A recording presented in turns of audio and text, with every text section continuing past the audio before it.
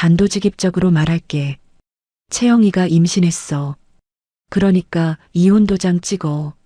엄마가 수술실에 들어간 지 4시간째. 복도 의자에서 다리 힘이 풀려 앉아 있는데 내 남편이 내 절친이랑 나란히 걸어와서 한 말이에요. 아니, 이 인간이 진짜. 엄마가 위암 수술대에 누워있는 이 병원에서 내 15년 지기 친구 배를 가리키면서 이혼을 통보해요. 그것도 그 옆에서 채영이가 뭐라고 하냐면 사랑은 어쩔 수 없는 거잖아. 시어머니한테 전화하니까 애를 못 낳으니 순순히 나가라고 하고 저도 도저히 못 참겠어서 결단을 내렸습니다. 어떤 결단을 내렸는지 지금 이야기 들려드릴게요. 밤 11시 대학병원 5층 안병동 복도에는 소독약 냄새가 가득했습니다. 저는 엄마 병실 안 접이식 간병 침대 위에 앉아 엄마의 손을 잡고 있었죠. 엄마의 손은 항암 전 검사를 여러 차례 받으시느라 팔뚝까지 멍이 들어 있었습니다. 소임아, 회사는 괜찮냐? 엄마가 잠결에 중얼거렸습니다. 눈도 제대로 못 뜨시면서 저를 걱정하는 말이 먼저 나왔죠. 괜찮아요, 엄마. 자요. 저는 이불을 엄마 턱까지 끌어올려 드리며 대답했습니다. 괜찮지 않았습니다. 7년 동안 시댁에 갈려나간 제 삶이 이 병실 간병의자 위에서 전부 드러나는 것 같았죠. 하지만 엄마 앞에서만큼은 저는 괜찮은 딸이어야 했습니다. 엄마가 다시 잠드신 것을 확인하고 저는 복도로 나왔습니다. 핸드폰을 꺼내 남편 노태경에게 전화를 걸었죠. 신호음이 4번 울린 뒤에야 태경이 받았습니다. 왜 무슨 일이야? 내일 수술이잖아. 아침 7시까지 와줄 수 있어? 내일? 아, 그게 내일이었어? 태경의 목소리 뒤로 웅성거리는 소리가 들렸습니다. 사람들이 여럿 있는 곳 같았고 그 사이로 여자의 웃음소리 같은 것이 얼핏 스쳤죠. 거기 어디야? 아, 거래처 사람들이랑 저녁 먹는 중이야. 내일은 좀 힘들 것 같은데 오전에 미팅이 잡혀 있어서. 엄마 수술이야. 위암 수술이라고. 알아. 근데 이 미팅 진짜 중요한 거라. 끝나면 갈게. 저는 수화기를 귀에서 떼고 복도 벽에 등을 기댔습니다. 다시 들려오는 여자의 웃음소리. 신경이 곤두서 있어서 잘못 들은 거라고 저는 스스로를 설득했습니다. 알았어. 전화를 끊고 병원 편의점으로 내려갔습니다. 캔커피 하나를 뽑아 복도 벤치에 앉았죠. 새벽 2시 잠은 올 생각을 하지 않았습니다. 핸드폰 화면에 쌓여있던 카드 결제 알림을 하나씩 열어봤습니다. 태경명의 법인카드 결제 98만 원, 시어머니 오복순 백화점 결제 210만 원, 신우이 노가령 학원비 자동이체 42만 원, 시댁 아파트 관리비 45만 원. 계산기 앱을 열고 이번 달 시댁 관련 지출을 하나씩 더했습니다. 합산 640만 원. 제 카드에서, 제 월급에서 이번 달에만 640만 원이 시댁으로 빠져나간 거였죠. 캔커피가 식어가는 것도 모르고 저는 한참을 그 숫자를 들여다봤습니다. 아침 6시 간호사들이 엄마를 수술 준비실로 옮기기 시작했습니다. 엄마가 이동 침대에 실려가시면서 제 손을 꼭 잡으셨죠. 엄마, 금방 끝날 거예요. 저는 웃어 보였지만 엄마의 손을 놓아야 하는 순간 다리에 힘이 풀렸습니다. 간호사가 고개를 갸웃하며 물었습니다. 보호자분 한 분 더 안 오시나요? 저는 입을 열었다가 다물었습니다. 그때 복도 끝에서 허겁지겁 뛰어오는 사람이 보였죠. 엄마의 오랜 동료 박순자 이모였습니다. 순자 이모가 제 손을 덥석 잡으며 숨을 몰아쉬었습니다. 아이고, 내가 늦었지? 금난이가 오늘이라며? 소임아, 걱정 마라. 네 엄마가 얼마나 독한 사람인데. 잘 될 거다. 저는 이모의 손을 잡고 고개만 끄덕였습니다. 말을 하면 울 것 같았거든요. 수술실 앞 대기 의자에 앉았습니다. 1시간이 지나고 2시간이 지나고 3시간째. 저는 가방에서 엄마 수술비 정산 내역서를 꺼냈습니다. 수술비, 입원비, 앞으로의 항암 치료 예상 비용까지. 은행 앱을 열어 제 통장 잔고를 확인했죠. 1200만 원. 결혼 7년 동안 벌어서 모은 돈의 대부분이 태경의 사업 자금과 시댁 생활비로 빠져나간 뒤 제 이름으로 남은 돈은 그게 전부였습니다. 4시간이 지나서야 수술실 문이 열렸습니다.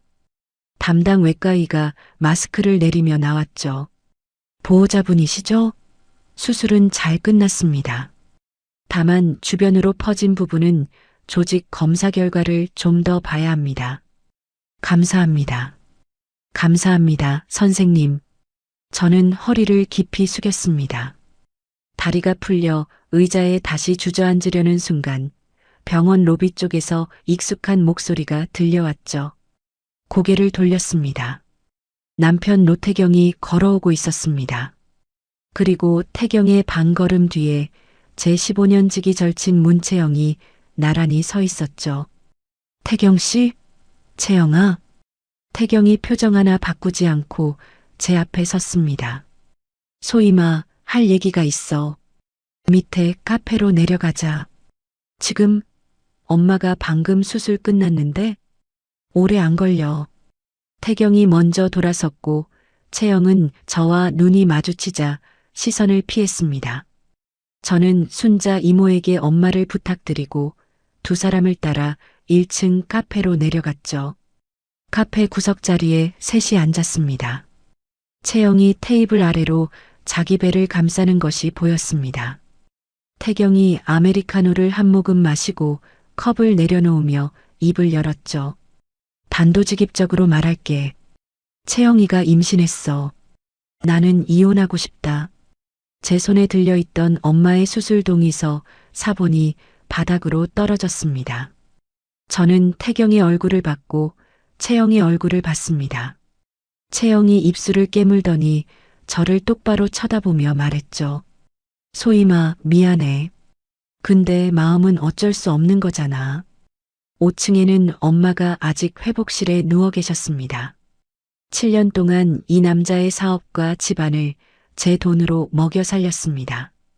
그리고 제 가장 깊은 비밀과 고민을 나눈 친구가 내 남편의 아이를 가졌다고 말하고 있었죠.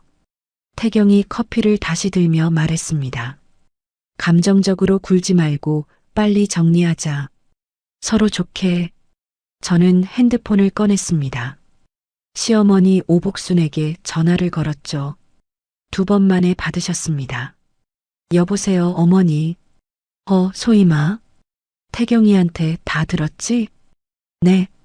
네가 애를 못 낳으니 어쩌겠니? 우리 태경이도 대를 이어야지. 순순히 나가라. 응. 전화를 끊었습니다. 태경과 채영이 카페 테이블에 앉아 제 반응을 기다리고 있었죠. 저는 두 사람을 한번 바라본 뒤 말없이 자리에서 일어났습니다. 병원 복도를 걸으며 핸드폰 카드사 앱을 열었습니다. 내 명의로 발급된 가족카드 목록이 떴죠. 태경법인 경비용 카드, 시어머니 생활비용 카드, 시누이 학비 및 시댁 관리비 통합 카드. 일시정지 버튼을 눌렀습니다. 하나, 둘, 셋. 3장의 카드가 모두 멈췄습니다. 저는 핸드폰을 주머니에 넣고 엄마가 계신 5층으로 올라갔습니다. 엄마 회복실 옆 보호자 대기실로 돌아왔습니다. 딱딱한 간병 의자에 앉아 벽시계를 봤죠. 밤 9시. 엄마는 아직 마취에서 깨어나지 못하셨습니다. 내일 아침 엄마가 눈을 뜨시면 분명 물으실 겁니다. 태경이는 왔었냐고. 저는 입속으로 중얼거렸습니다. 바쁘대요. 그 한마디를 연습하며 밤을 새웠습니다. 다음 날 아침 9시 핸드폰이 울리기 시작했습니다. 화면에 태경의 이름이 떴죠. 저는 받지 않았습니다. 10초 뒤 다시 울렸습니다. 또 태경? 진동이 멈추자마자 문자가 왔죠. 법인카드 결제 안 된다. 뭐 한 거야? 전화 받아. 3분 뒤 세 번째 전화가 왔습니다. 저는 엄마의 링거 속도를 확인하며 핸드폰 화면만 바라봤죠. 벨소리가 끊기고 다시 문자가 왔습니다. 너 지금 장난하냐? 당장 전화 안 받으면 병원으로 간다. 저는 핸드폰을 가방 안에 넣었습니다. 같은 시각 시어머니 오복수는 백화점에 계셨을 겁니다. 나중에 가령이를 통해 들은 이야기였죠. 오복순이 명품관 카운터에서 카드를 내밀었는데 직원이 난처한 표정으로 고개를 저었다고 합니다. 손님, 이 카드가 승인이 안 되는데요. 뭐, 기계가 고장 난 거 아니야? 다시 해봐. 오복순이 목소리를 높이며 카드를 다시 내밀었지만 결과는 같았다고 합니다. 가방을 뒤져 다른 카드를 꺼냈는데 그것마저 제 명의의 가족 카드였다는 것을 그제야 깨달았다고 하죠. 신우이 가령에게도 연락이 갔습니다. 대학원 행정실에서 등록금 자동이체가 반려됐다는 통보를 받은 가령이 제게 전화를 걸어왔죠. 올케, 나 등록금 이체가 안 됐다는데 혹시 카드에 무슨 문제 있어? 카드 정리 중이에요. 정리? 무슨 정리? 내일이 마감인데. 가령아, 나도 지금 병원이야. 나중에 이야기하자. 전화를 끊었습니다. 가령이 생전 처음 자기 통장 잔고를 확인했을 거라는 건 그 뒤로 한동안 연락이 없었던 것으로 짐작할 수 있었죠. 오후가 되자 핸드폰 부재중 전화 목록이 가득 찼습니다. 태경 34통, 시어머니 12통, 신우이 8통. 화면을 열 때마다 시댁 이름들이 쏟아졌죠. 저는 부재중 목록을 스크린샷으로 찍어 저장했습니다. 핸드폰을 무음으로 바꾸고 간호사가 가져다 준 미음 그릇을 들었죠. 엄마, 일어나실 수 있어요? 조금만 드셔야 해요. 엄마가 겨우 눈을 뜨시며 몸을 일으키려 하셨습니다. 제가 등 뒤에 베개를 받쳐드리고 미음을 한 숟갈 떠서 입가에 대드렸죠. 맛도 없는 게 뭘 먹으라고. 이거 드셔야 회복 빨라요. 한 숟갈만 더. 엄마가 억지로 미음을 삼키시는 동안 제 가방 안에서 핸드폰이 계속 진동했습니다. 저는 못 들은 척 미음을 떠드렸죠. 그날 저녁 7시쯤이었습니다. 회복실 밖 복도에서 큰 소리가 들렸죠. 소임아, 나와봐. 태경의 목소리였습니다. 복도에 있던 간호사가 놀라서 돌아봤고 옆 병실 보호자들이 고개를 내밀었죠. 여기가 어딘데 소리를 질러. 카드 당장 풀어. 지금 나한테 보복하는 거야? 저는 병실 문을 닫고 복도로 나갔습니다. 태경이 양복 재킷을 구겨 입은 채 서 있었죠. 넥타이는 풀어 헤쳐져 있었고 이마에 땀이 맺혀 있었습니다. 저는 태경의 팔을 잡고 복도 끝 비상구 쪽으로 끌고 갔습니다. 간호사와 보호자들의 시선이 등 뒤에서 따라왔죠. 비상구 문을 밀고 계단 참에 멈춰 섰습니다. 저는 태경의 눈을 똑바로 보며 말했죠. 여기 안병동이야. 소리 지르려면 나가. 태경이 순간 입을 다물었습니다. 제가 이런 목소리를 낸 적이 없으니까요. 7년 동안 한 번도. 태경이 한 발 물러서며 손으로 이마를 훑쳤습니다. 그래, 알았어. 소리 지른 건 내가 미안해. 근데 소임아, 이혼하면서 재산 분할할 건데 지금 카드 같은 걸로 애들 장난처럼 굴 거야? 저는 계단 난간에 손을 올리며 태경을 바라봤습니다. 그 카드들 전부 내 명의에 내 신용으로 발급된 거야. 내 재산 아니야. 태경의 눈이 흔들렸습니다. 입을 열었다가 다물고 다시 열었다가 다물었죠. 7년 동안 한 번도 보지 못한 표정이었습니다. 이 사람이 당황하는 얼굴. 태경이 말없이 돌아서서 계단을 내려갔습니다. 비상구 문이 쾅 닫혔죠. 저는 그 자리에 한참을 서 있다가 회복실로 돌아왔습니다. 엄마는 다행히 주무시고 계셨죠. 다음 날 아침 채영의 비공개 계정 스토리를 확인했습니다.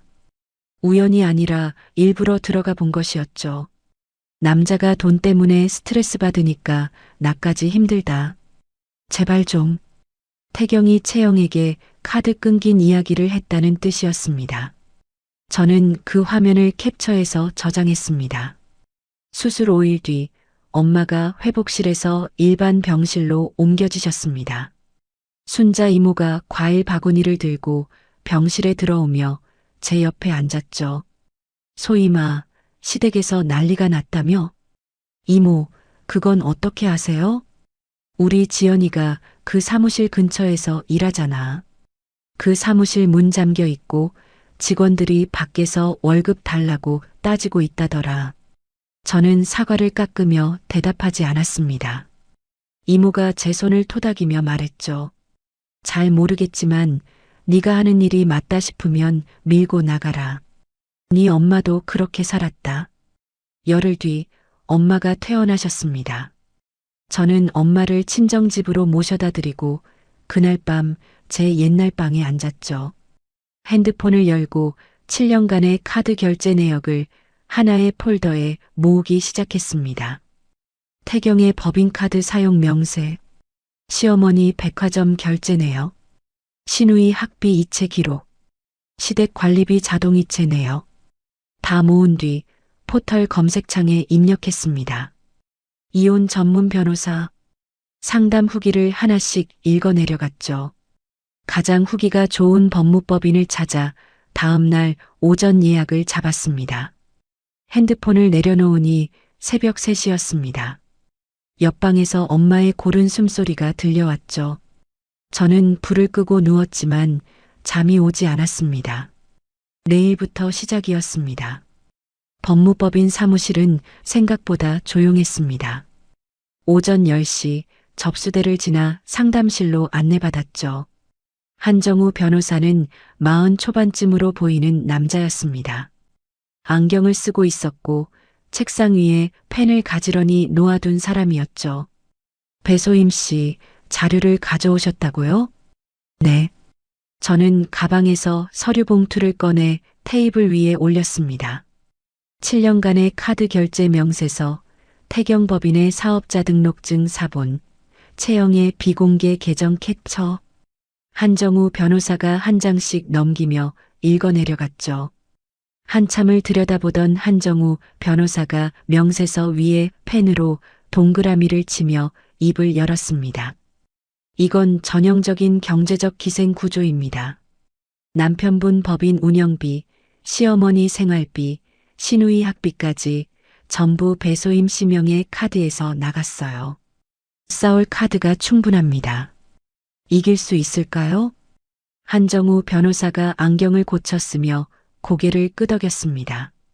우선 남편분 법인 등기부등본을 오늘 중으로 열람하겠습니다. 그리고 법인 재무상태 확인을 위해 법원에 서류를 내겠습니다. 결과 나오는데 한 2주 걸릴 겁니다. 2주요? 네. 그리고 한 가지 더, 혹시 남편분이 배소임 씨를 빚 보증인으로 세워놓은 게 있을 수 있습니다. 신용조회도 같이 하죠. 저는 고개를 끄덕이며 상담실을 나왔습니다. 법무법인 건물 밖으로 나오자 5월 바람이 불었죠. 핸드폰을 확인하니 카카오톡 메시지가 하나 와 있었습니다. 문채영, 소임아, 우리 한번 만나서 이야기하자. 내 입장도 이해해.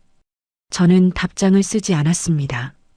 대신 채영과의 메시지 기록을 처음부터 스크롤하기 시작했죠. 1년 전 메시지. 태경 씨 요즘 뭐 먹는 거 좋아해?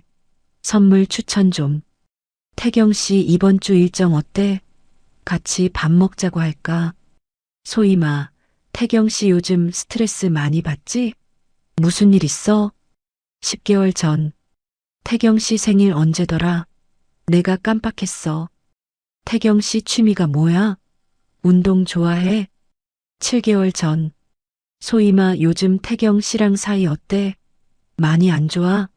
한 달에 두세 번씩 태경의 일정과 취향을 유독 자세히 물어왔던 대화들이 줄줄이 이어졌습니다. 그때는 친구니까 그럴 수 있다고 생각했죠. 지금 보니 전부 다른 의미였습니다. 저는 그 대화들을 날짜별로 하나씩 캡처해서 한정우 변호사에게 전송했습니다.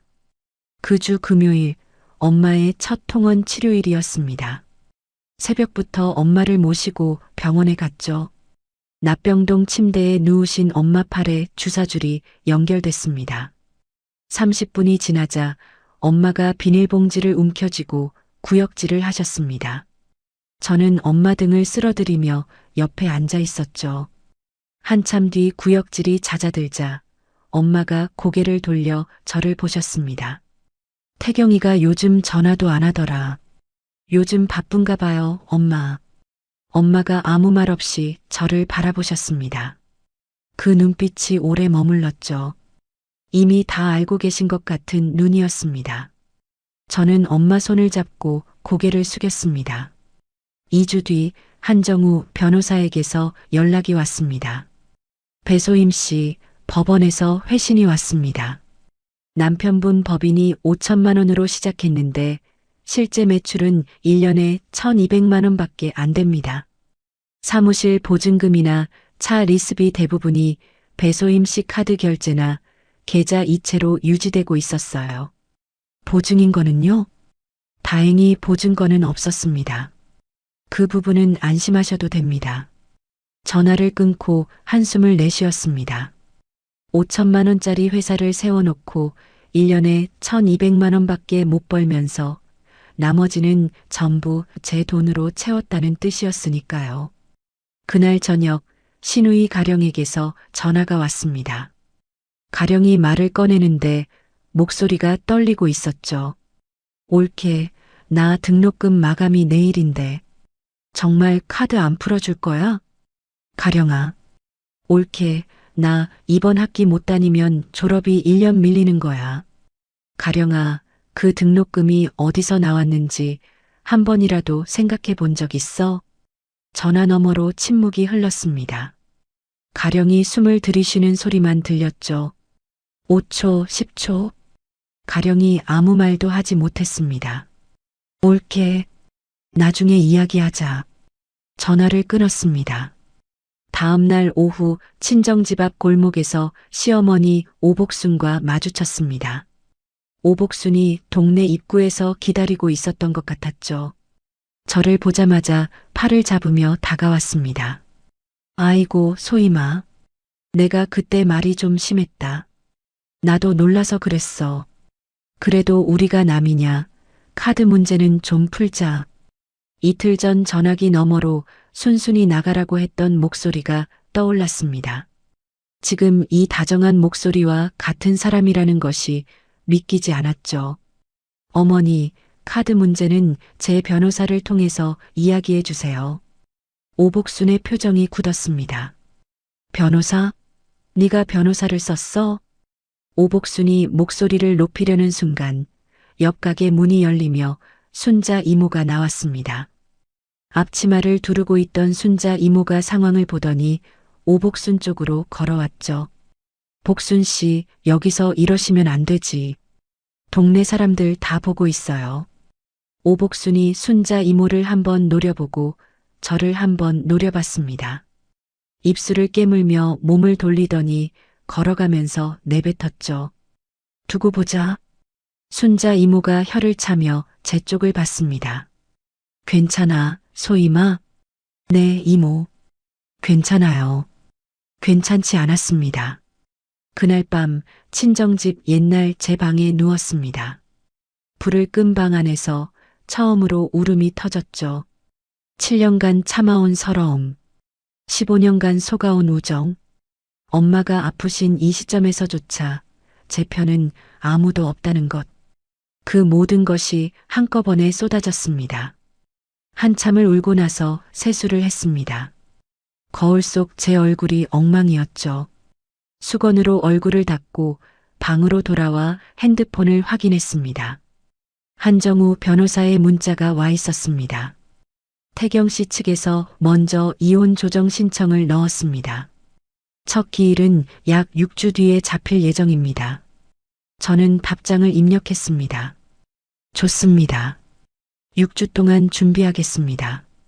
전송 버튼을 누르고 핸드폰을 내려놓았습니다. 책상 서랍에서 노트를 하나 꺼냈죠.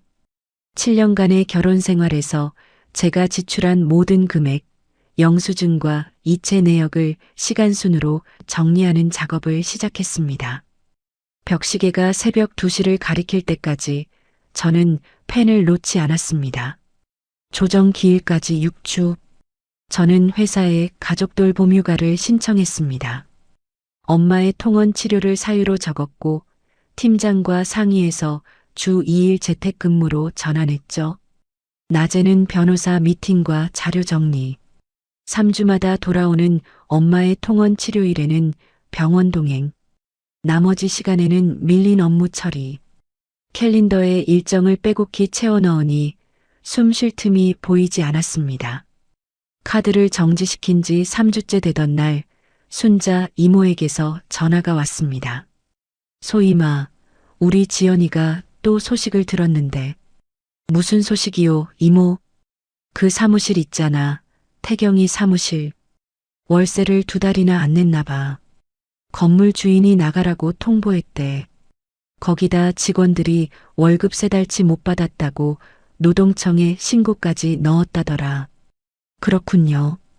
지연이가 같은 건물에서 일하는 사람한테 들었다는데 그 사람이 태경이 회사에서 일하다 나온 사람이래.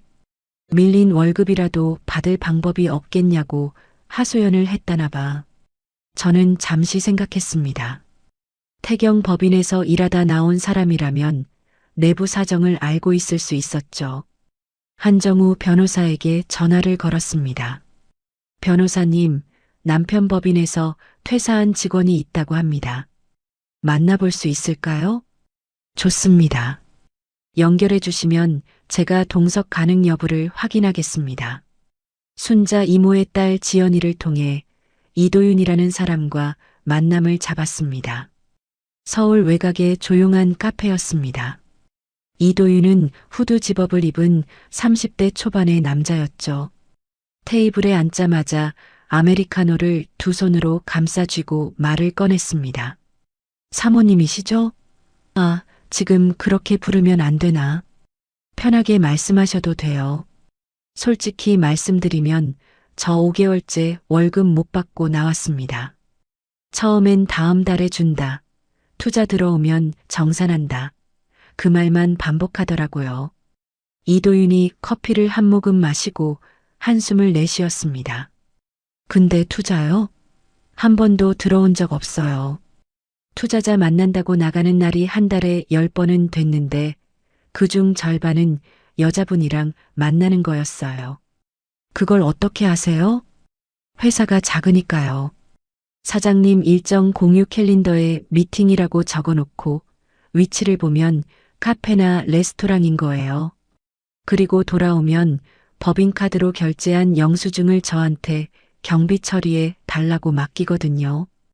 2인 식사, 매번 2인이었어요. 이도윤이 가방에서 USB를 하나 꺼내 테이블 위에 올렸습니다.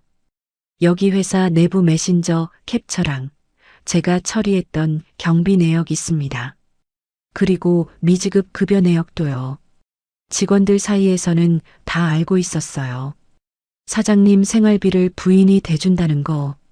저는 USB를 받아 가방에 넣었습니다. 손이 미세하게 떨렸지만 얼굴에는 드러내지 않으려 애썼죠. 감사합니다. 이 자료는 제 변호사에게 전달하겠습니다. 사모님, 아니 배소임 씨. 저도 밀린 급여 받을 수 있을까요? 그건 저도 장담은 못 드리지만 변호사님과 상의해 보겠습니다. 이도윤과 헤어지고 바로 한정우 변호사에게 USB를 전달했습니다. 다음 날 한정우 변호사에게서 전화가 왔죠. 배소임 씨, 중요한 걸 찾았습니다. 뭔가요? 법인 지출 내역에 매달 같은 곳으로 150만 원씩 나간 기록이 있어요. 제가 그 주소를 확인해 봤더니 문채영 씨 거주지로 등록된 오피스텔이랑 같은 주소입니다. 저는 전화기를 쥔 손에 힘을 주었습니다. 그러니까 제 카드로 결제한 법인 경비가 채영이 월세로 쓰인 거예요? 네. 매달 150만 원씩 기록상 10개월치가 확인됩니다. 총 1,500만 원. 이건 결정적인 증거입니다. 전화를 끊고 창밖을 한참 바라봤습니다. 내 돈으로 내 친구의 집세를 내주고 있었던 겁니다. 내가 야근하고 시댁 생활비 대느라 통장이 쪼그라드는 동안 그 돈이 채영의 오피스텔 월세로 흘러가고 있었다는 것. 알면서도 둘 다 아무렇지 않게 제 앞에서 웃고 있었다는 것. 그 주 금요일 엄마의 2차 통원 치료일이었습니다. 병원 납병동에 엄마를 모셔다 드리고 옆에 앉았죠. 주사줄이 연결되고 약이 들어가기 시작하자 엄마가 다시 구역질을 하셨습니다. 저는 비닐봉지를 받쳐드리고 등을 쓸어드렸습니다.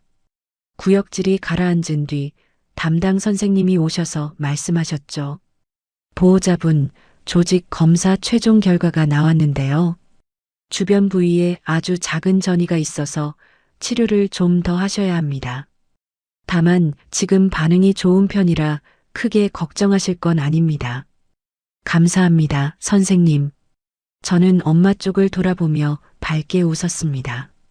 엄마, 치료 잘 되고 있대요. 몇 번 더 하면 돼요. 걱정 마세요. 엄마가 힘없이 고개를 끄덕이셨죠. 저는 진료실을 나와 복도 의자에 앉았습니다. 간호사가 건네준 치료비 예상 견적서를 펼쳤죠.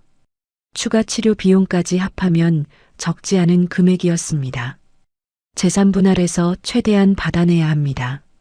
엄마 치료비를 안정적으로 확보하려면 질 수 없었죠. 그 다음 날 저녁 태경에게서 전화가 왔습니다. 카드 정지 이후 처음으로 부드러운 목소리였죠. 소희마, 나야. 말해. 우리 변호사 끼지 말고 둘이 만나서 조용히 정리하자. 예전처럼 대화로. 그 말투. 결혼 초 사업 시작한다며 투자금을 부탁할 때의 그 목소리였습니다. 부드럽고 다정하고 살짝 불쌍한 척을 섞은 그 톤. 할 말이 있으면 변호사를 통해서 해. 소희마, 왜 이래? 우리가 남이야? 남이지. 너가 이혼하자고 했잖아. 수화기 너머로 태경이 길게 한숨을 쉬었습니다. 3초쯤 침묵이 흐른 뒤 태경의 목소리가 낮아졌죠. 후회할 거다. 전화가 끊겼습니다. 저는 핸드폰을 테이블 위에 내려놓고 눈을 감았습니다. 후회. 7년 동안 후회만 삼키며 살아왔는데 더 후회할 게 남아있을까요? 조정 기일 2주 전 한정우 변호사 사무실에서 최종 자료를 정리했습니다. 이도윤에게서 받은 내부 자료와 법원 회신을 합쳐 하나의 파일로 만들었죠. 한정우 변호사가 계산기를 두드리며 말했습니다. 배소임 씨가 결혼 기간 중 시댁에 지출한 총액이 약 3억 8천만 원입니다. 여기에 법인으로 유입된 금액과 문채영 씨 오피스텔 월세까지 합하면 돌려받을 근거가 확실합니다. 3억 8천만 원. 숫자로 보니 현기증이 났습니다. 제 20대 후반부터 30대 중반까지 벌어서 모은 거의 모든 돈이었죠. 자료 정리를 마친 그날 저녁 신우이 가령이 예고 없이 친정집 근처로 찾아왔습니다. 편의점 앞에서 저를 기다리고 있었죠. 패딩 주머니에 손을 찔러 넣고 서 있는 가령의 눈이 빨갛게 부어 있었습니다. 올케, 나 할 말이 있어. 근처 카페로 들어갔습니다. 가령이 라떼를 시켜놓고 한참을 말없이 빨대를 돌리다가 입을 열었죠. 올케, 엄마가 올케 카드로 내 등록금 낸 거, 그때는 진짜 몰랐어. 오빠가 다 번 돈인 줄 알았어. 등록금 마감 지나서 이번 학기 휴학했어. 근데 그것 때문에 찾아온 거 아니야. 가령이 컵을 내려놓고 저를 바라봤습니다. 엄마가 옳게 욕하면서 오빠한테 전화하는 거 옆에서 듣고 있었거든.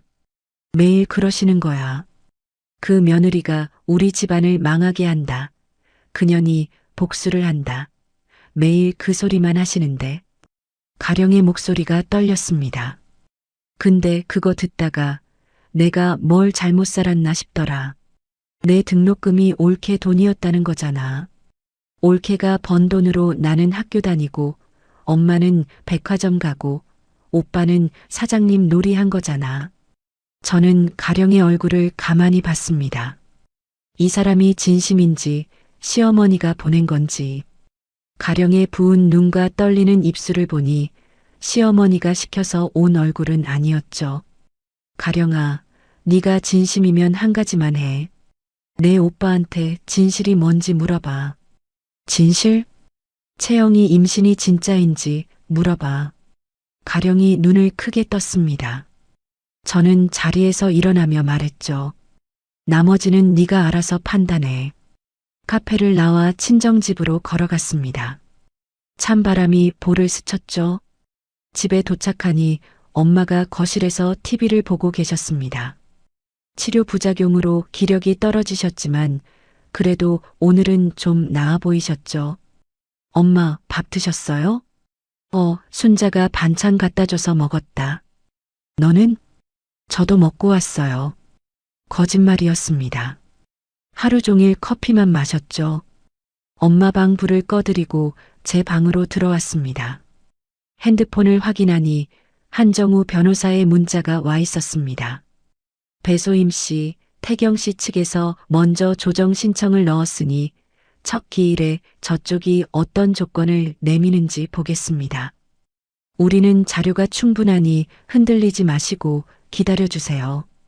저는 알겠습니다라고 답장을 보내고 핸드폰을 충전기에 꽂았습니다. 책상 위에 놓인 노트를 펼쳤죠.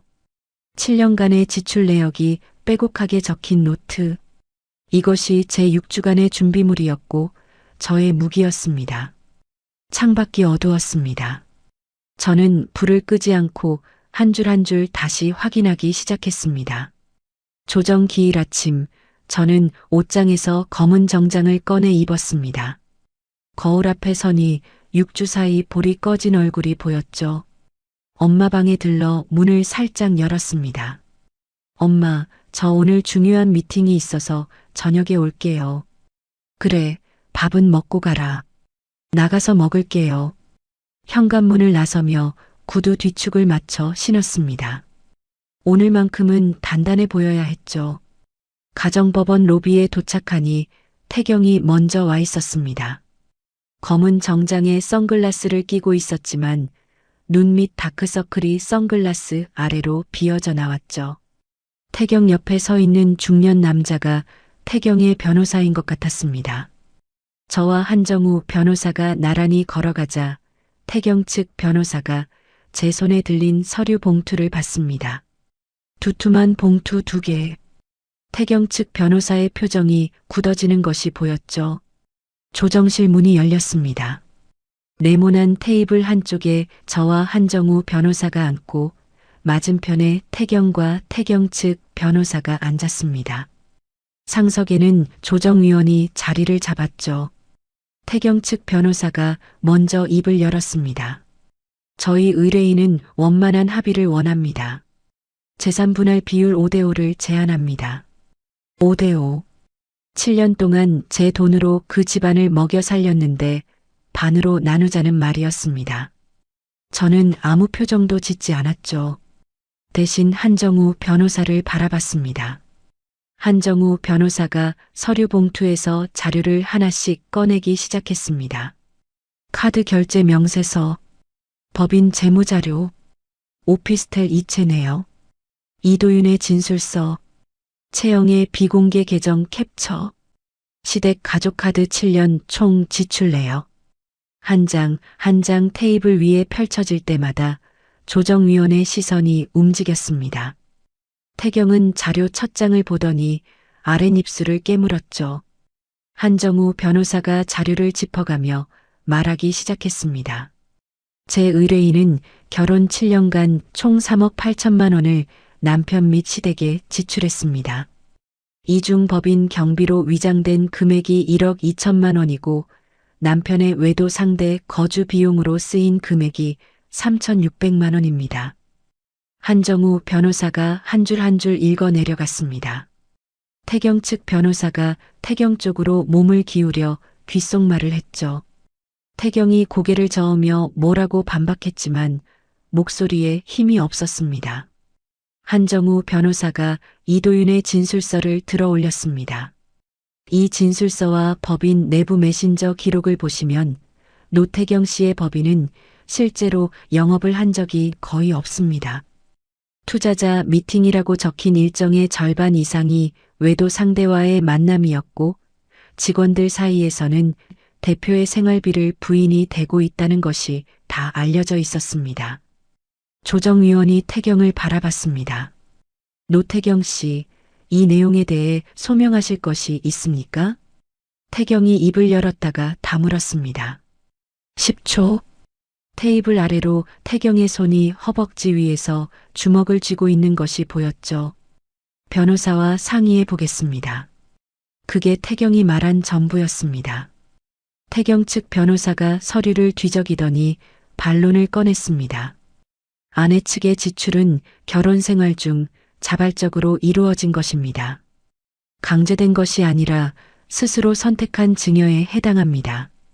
한정우 변호사가 기다렸다는 듯 핸드폰 화면 캡처물을 한 장 더 꺼냈습니다. 제가 저장해뒀던 부재중 전화 스크린샷이었죠.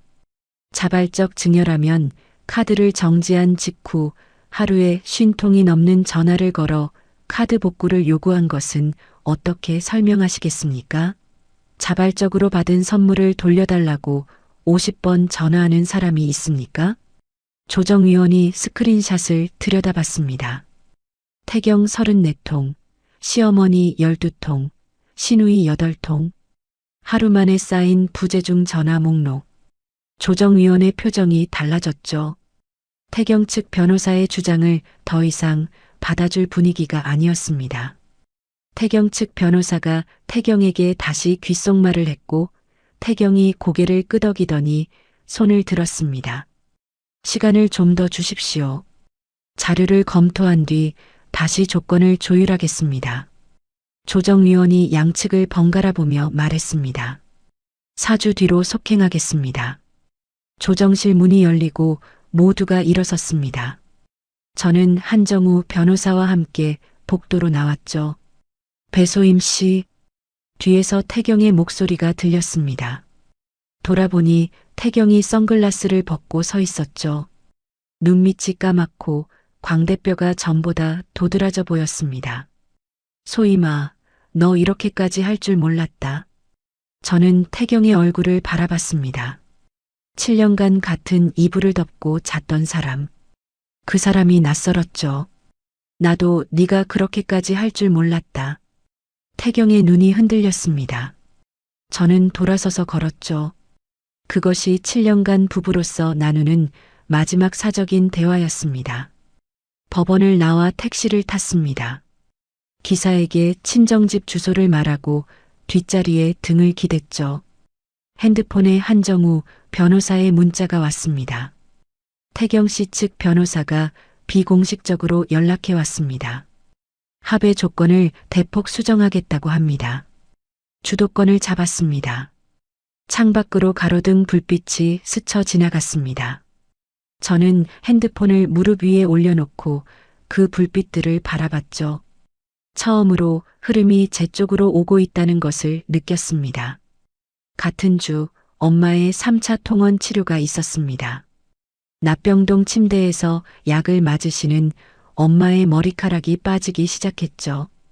베개 위에, 어깨 위에 엄마의 검은 머리카락이 흩어져 있었습니다. 퇴원하시는 길에 병원 근처 모자 가게에 들렀습니다. 엄마 머리에 부드러운 면 모자를 씌워드렸죠. 엄마, 이거 예뻐요. 색도 잘 어울려요. 엄마가 거울을 보시더니 모자 챙을 만지셨습니다. 그러다 갑자기 거울에서 시선을 돌려 저를 정면으로 바라보셨죠. 소희마, 너 시댁에 무슨 일 있지? 네. 엄마가 아프다고 바보가 된 줄 아냐? 태경이 전화 한 통 없고 네 얼굴은 매일 상해가고. 뭔 일이야? 저는 모자 가격표를 떼며 손을 바쁘게 움직였습니다. 하지만 엄마의 눈을 피할 수 없었죠. 엄마, 저 이혼해요. 엄마가 아무 말씀 없이 제 손을 잡으셨습니다. 한참을 가게 안에 음악만 흐르고 있었죠. 그 사람이 너한테 뭘 했냐? 바람 피웠어요. 채영이랑. 그리고 7년 동안 제 돈으로 시댁 전부 먹여 살린 것도 다 정리하고 있어요. 엄마의 손에 힘이 들어갔습니다. 하지만 엄마는 울지 않으셨죠. 모자를 고쳐 쓰시며 저를 똑바로 보셨습니다. 그래, 잘했다. 내 밥그릇은 네가 지키는 거다.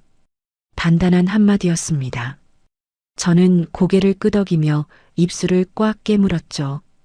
여기서 울면 안 됐습니다. 엄마, 이기고 올게요. 엄마가 제 손을 꼭 쥐고 한번 흔드셨습니다. 그것이 대답이었죠. 친정집에 엄마를 모셔다 드리고 저는 제 방으로 들어왔습니다. 핸드폰을 열어 한정우 변호사에게 문자를 보냈죠. 4주 뒤 속행까지 법인 유용 금액 정확히 산출하고 돌려받을 근거 다시 정리해 주세요. 빈틈없이 가겠습니다. 1분 뒤 답장이 왔습니다. 알겠습니다. 이번 주 중으로 자료 보강해서 공유 드리겠습니다. 저는 핸드폰을 내려놓고 책상 서랍에서 노트를 꺼냈습니다. 4주.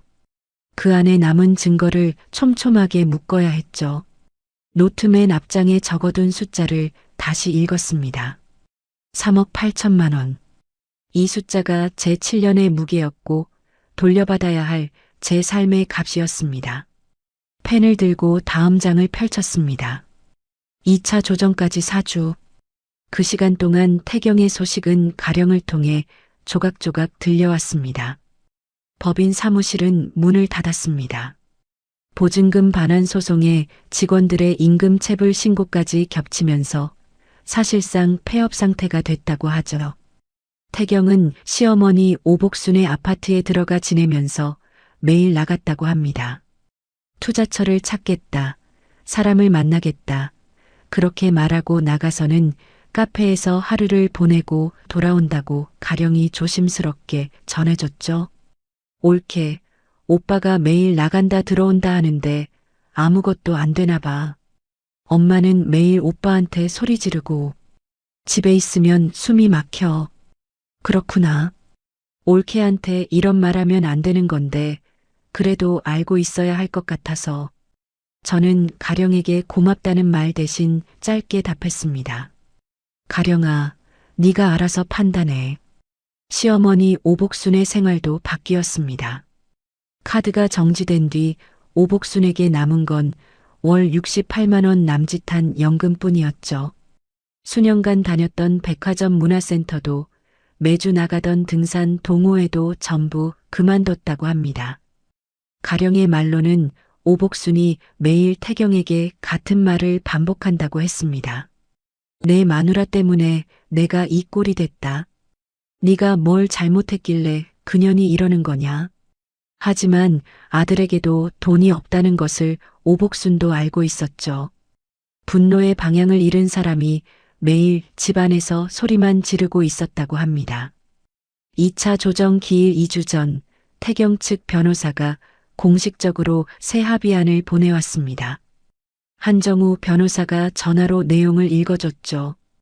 위자료 3천만 원, 재산 분할 6대4를 제시했습니다. 변호사님 생각은요? 7년간 빠져나간 금액과 바람핀 것에 대한 배상을 합하면 이 정도로는 턱없이 부족합니다. 저는 거절을 권합니다. 거절하겠습니다. 한정우 변호사가 알겠다고 답했고 저는 전화를 끊었습니다. 3천만 원. 내가 7년간 쓴 돈의 10분의 1도 안 되는 금액으로 입을 막으려는 거였죠. 같은 주 가령에게서 다시 연락이 왔습니다. 이번에는 목소리가 떨리고 있었죠. 옳게 중요한 이야기인데. 뭔데? 엄마가 오빠한테 따져 물었어. 채영이 임신, 그거 거짓인 거 알고 있었냐고. 저는 숨을 멈추고 가령의 다음 말을 기다렸습니다. 오빠가 알고 있었대. 처음부터 거짓인 거 알면서도 올케한테 그렇게 말한 거래. 시어머니가 뭐라고 하셨어? 엄마가 처음으로 오빠한테 소리 질렀어. 네가 사람이냐라고. 내가 태어나서 엄마가 오빠한테 그렇게 말하는 거 처음 봤어. 저는 창밖을 바라보며 가령의 말을 되새겼습니다. 시어머니마저 아들에게 등을 돌리기 시작한 겁니다. 이 균열이 조정에서 어떤 변수가 될 수 있을지 머릿속으로 계산했죠. 가령이 한마디를 덧붙였습니다. 올케, 엄마가 올케한테 직접 전화하겠다고 했는데 내가 말렸어. 지금 엄마가 전화하면 또 카드 이야기만 할 게 분명하니까. 잘했어, 가령아. 나는 올케 편이라는 건 아닌데 그냥 이게 맞는 것 같아서. 네가 알아서 판단해. 전화를 끊고 한정우 변호사에게 가령이 전해준 내용을 문자로 보냈습니다. 한정우 변호사가 답장을 보내왔죠. 참고하겠습니다. 거짓 임신을 알면서 이용했다는 정황이 강화됩니다. 2차 조정 당일 아침 법원에 도착하니 태경이 이번에는 선글라스도 쓰지 않은 채 앉아 있었습니다. 볼이 푹 꺼지고 면도도 제대로 하지 않은 얼굴이었죠. 한 달 전 조정실에서 봤던 사람과 같은 사람이라고 믿기 어려웠습니다. 조정실에 다시 마주 앉았습니다. 태경 측 변호사가 수정된 조건을 읽었죠.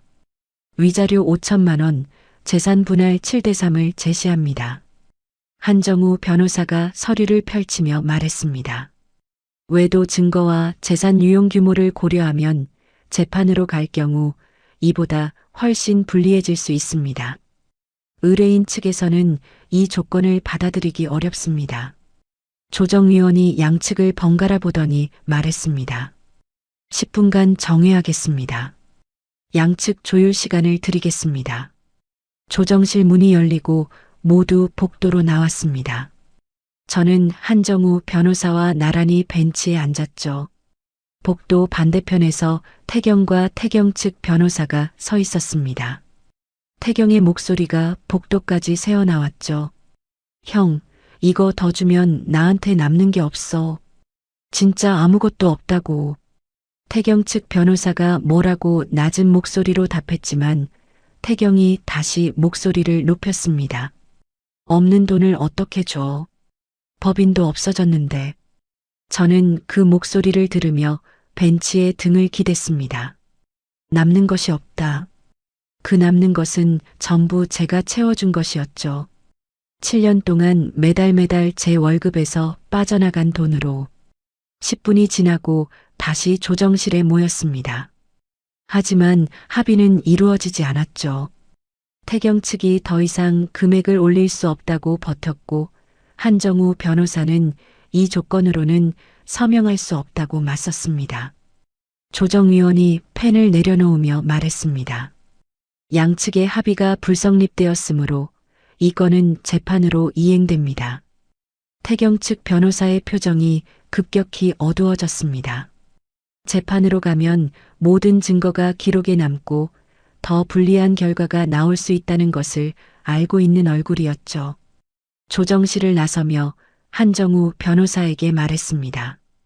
재판 가겠습니다. 끝까지 가겠습니다. 한정우 변호사가 고개를 끄덕였죠.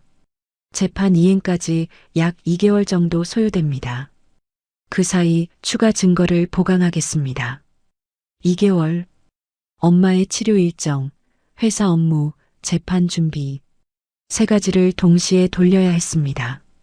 택시를 타고 돌아오는 길에 캘린더 앱을 열어 일정을 다시 짰죠. 그날 밤 친정집에 도착하니 엄마가 일찍 주무시고 계셨습니다. 치료 부작용으로 기력이 떨어지신 거였죠.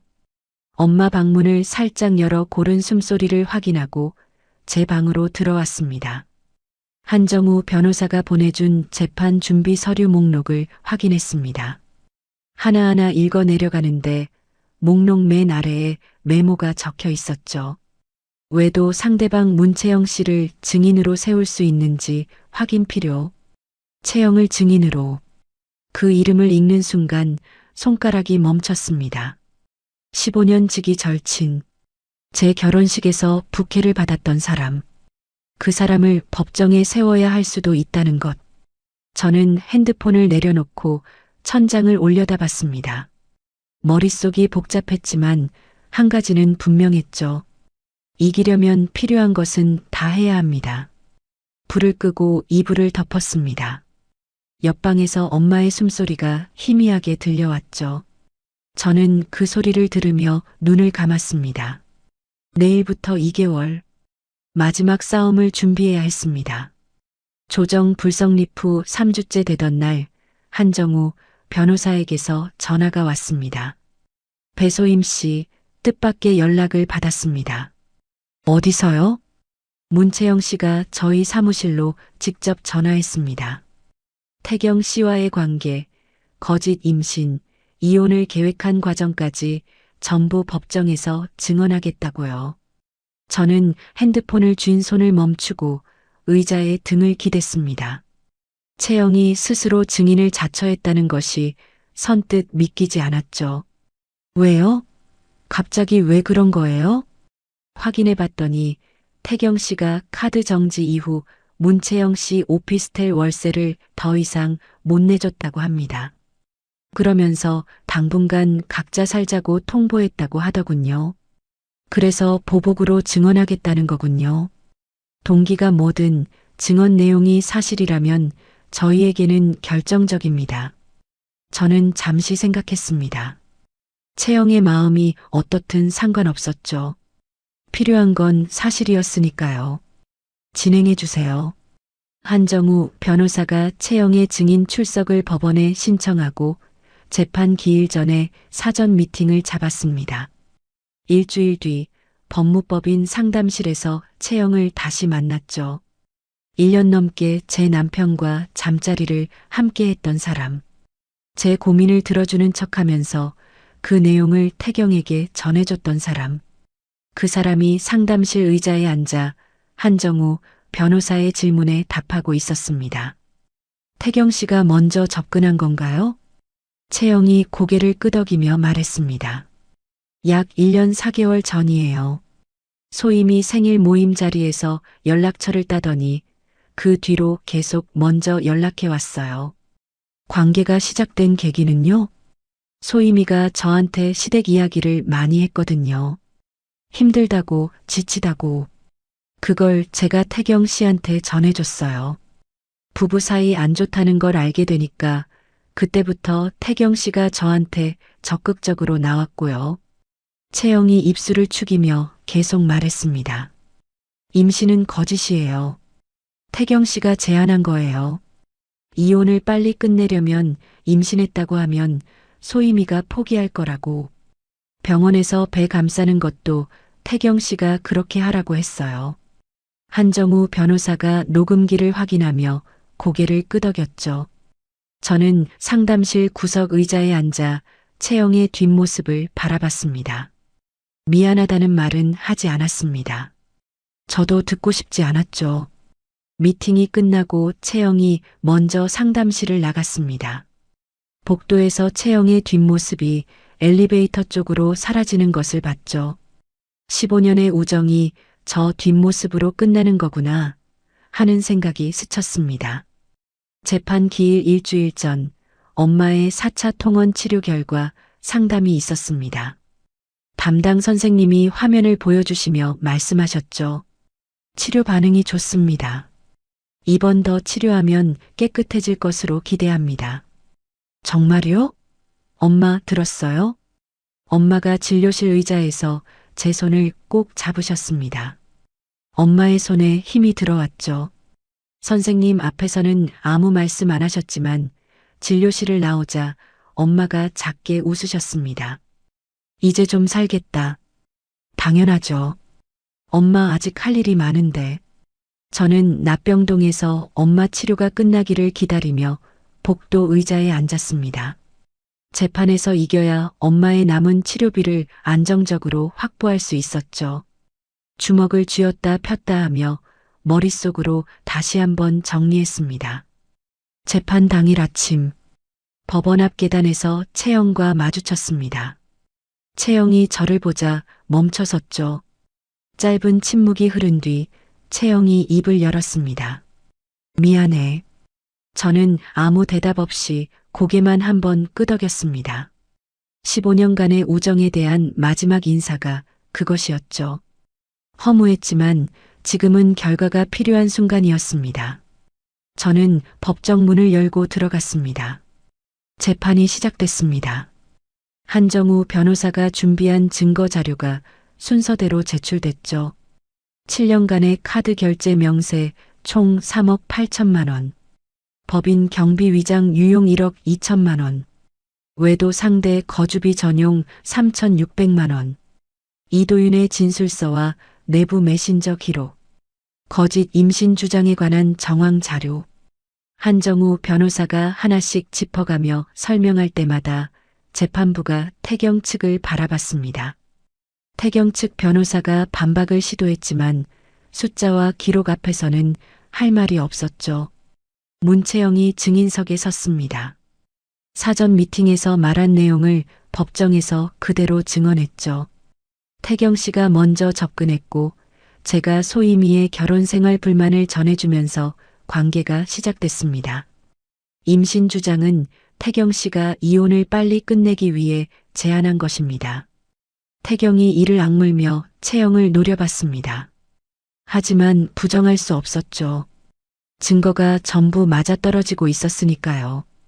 태경 측 변호사가 마지막으로 반론을 꺼냈습니다. 이 부부의 이혼 원인은 아이를 갖지 못한 데서 오는 갈등이 큽니다. 원고 측의 귀책으로 인해 혼인 관계가 파탄에 이른 것입니다. 한정우 변호사가 즉각 일어섰습니다. 아이를 갖지 못한 것은 한쪽의 잘못이 아닙니다. 그리고 가정에 소홀한 사람이 7년간 3억 8천만 원을 시댁에 쓸 이유가 없습니다. 오히려 이 금액 자체가 제 의뢰인이 이 결혼에 얼마나 헌신했는지를 증명합니다. 재판부가 양측 주장을 정리하고 심리를 마쳤습니다. 법정을 나오니 시어머니 오복순이 법원 밖 벤치에 앉아 있었습니다. 이번에는 읍소도 분노도 아닌 텅 빈 얼굴이었죠. 오복순이 저를 보더니 천천히 일어섰습니다. 소임아, 어머니, 내가 잘못했다. 이 나이에 아들한테 이렇게 당할 줄 몰랐다. 오복순의 목소리가 작았습니다. 평소 고함을 지르던 그 목소리가 아니었죠. 태경이가 내 아파트 명의를 회사 빚 담보로 넣어놨더라. 나는 아들이니까 서류에 도장 찍어줬는데 이제 와서 그게 문제가 되고 있어. 저는 오복순의 얼굴을 바라봤습니다. 7년간 애 못 낳는 며느리라고 저를 몰아세우던 사람. 명절마다 부엌에 저를 가두고 친정엄마를 흉보던 사람. 그 사람이 지금 피해자 얼굴을 하고 서 있었죠. 어머니 사정은 안 됐지만 그건 태경 씨한테 해결받으셔야 해요. 소임아, 제발. 저는 이만 가보겠습니다. 돌아섰습니다. 등 뒤에서 오복순이 작게 흐느끼는 소리가 들렸죠. 걸음을 멈추지 않았습니다.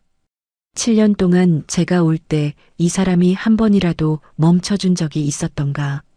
없었죠. 재판 후 2주 뒤 한정우 변호사에게서 연락이 왔습니다. 배소임 씨, 태경 씨 측에서 합의안을 보내왔습니다. 어떤 조건인데요? 위자료 6천만 원, 재산 분할 8대2, 법인으로 빠져나간 금액별도 반환 인정. 조건은 빠른 합의와 추가 공개 재판 회피입니다. 전면 항복이네요. 사실상 그렇습니다. 위자료와 유용 반환분 합쳐서 실수령 총액 계산해 보겠습니다. 30분 뒤 한정우 변호사가 산출한 총액을 문자로 보내왔습니다. 저는 그 숫자를 한참 들여다봤죠. 엄마 치료비를 내고도 제가 다시 시작할 수 있는 금액이었습니다. 받아들이겠습니다. 전송 버튼을 눌렀습니다. 저녁에 친정집으로 돌아왔습니다. 엄마가 거실 소파에 누워 계셨죠. 치료 부작용으로 기력이 떨어지신 엄마의 얼굴이 창백했습니다. 제가 다가가자 엄마가 눈을 뜨셨습니다. 오늘 어땠냐? 거의 다 끝나가요, 엄마.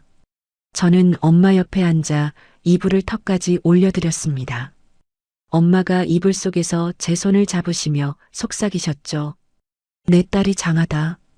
그 한마디에 하루 종일 팽팽하게 잡고 있던 것이 한꺼번에 풀렸습니다. 저는 고개를 숙였습니다. 눈물이 엄마의 이불 위로 떨어졌죠.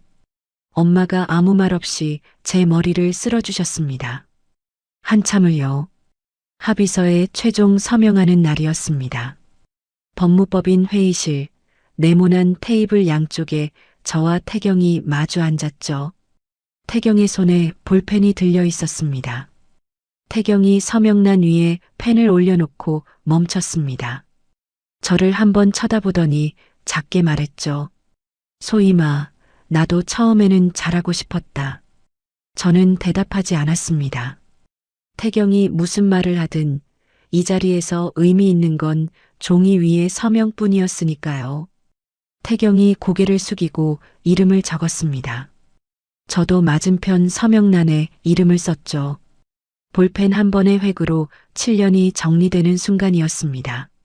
무겁지도 가볍지도 않았습니다. 그냥 끝이었죠. 한정우 변호사가 서류를 정리하며 고개를 숙여 인사했습니다. 고생하셨습니다. 배소임 씨. 변호사님 덕분입니다. 감사합니다. 법무법인 건물을 나서니 바깥 햇살이 눈부셨습니다. 저는 현관 앞에 서서 핸드폰을 꺼냈죠. 가장 먼저 누른 번호는 엄마였습니다. 신호음이 3번 울리고 엄마가 받으셨습니다. 엄마, 나야. 소희마. 다 끝났어요. 수화기 너머로 엄마가 한참 동안 아무 말씀을 안 하셨습니다. 숨소리만 들렸죠. 5초, 10초. 엄마가 코를 훌쩍이시는 소리가 작게 들렸습니다. 그래, 수고했다. 그 3글자가 전부였습니다. 하지만 그것으로 충분했죠. 위자료와 재산 분할금, 법인 유용 반환분이 제 통장에 입금된 날, 저는 은행 앱을 열어 잔고를 확인하고 가장 먼저 한 일이 있었습니다. 엄마의 남은 치료비를 한꺼번에 납부한 거였죠. 저녁에 친정집으로 갔습니다. 엄마가 부엌에서 국을 끓이고 계셨죠. 치료 부작용으로 기력이 없으시면서도 제가 온다니까 국이라도 끓이시겠다고 하신 겁니다. 엄마, 이제 돈 걱정 안 해도 돼요. 엄마가 국자를 들고 돌아보셨습니다. 그 돈 어디서 났냐? 제가 7년간 빌려준 거 돌려받은 거예요. 엄마가 국자를 내려놓으셨습니다. 코끝이 붉어지시더니 고개를 한번 끄덕이셨죠. 말씀은 안 하셨지만 엄마 눈가에 물기가 맺혔다가 사라졌습니다. 밥 먹자. 다 됐다. 엄마가 먼저 식탁으로 가셨습니다. 저는 엄마 뒤를 따라가며 그릇을 꺼냈죠. 한 달 뒤 엄마의 마지막 치료가 끝나는 날이었습니다. 담당 선생님이 엄마와 저를 진료실로 부르셨죠. 치료가 아주 잘 됐습니다. 지금 상태로는 깨끗합니다. 앞으로 3개월 간격으로 검사만 하시면 됩니다. 선생님, 감사합니다. 정말 감사합니다. 저는 허리를 깊이 숙였습니다. 엄마가 옆에서 제 팔을 잡으시며 진료실을 나왔죠.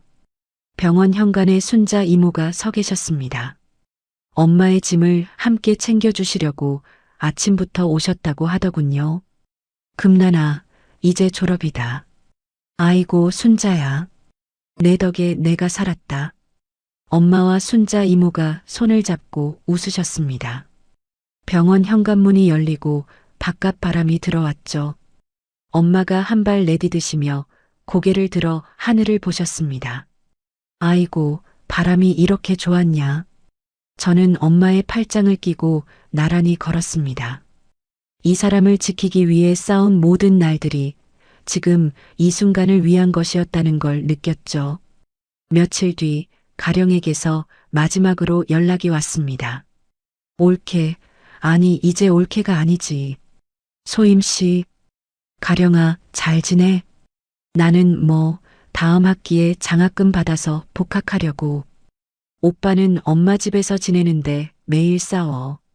채영이한테도 완전히 차였대. 그렇구나. 소임 씨, 잘 살아.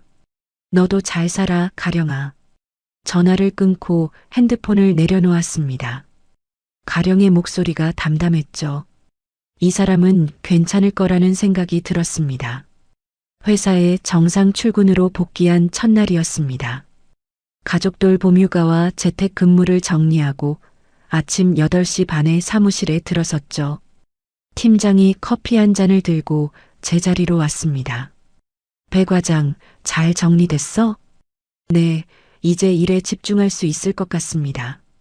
고생 많았다. 천천히 적응해. 팀장이 커피를 제 책상에 올려놓고 돌아갔습니다. 책상 위에 밀린 업무 파일들이 쌓여 있었죠. 예전 같으면 한숨부터 나왔을 겁니다. 근데 이상하게도 그 파일들이 반갑게 느껴졌습니다. 내 능력으로 내 자리를 지키고 있다는 것.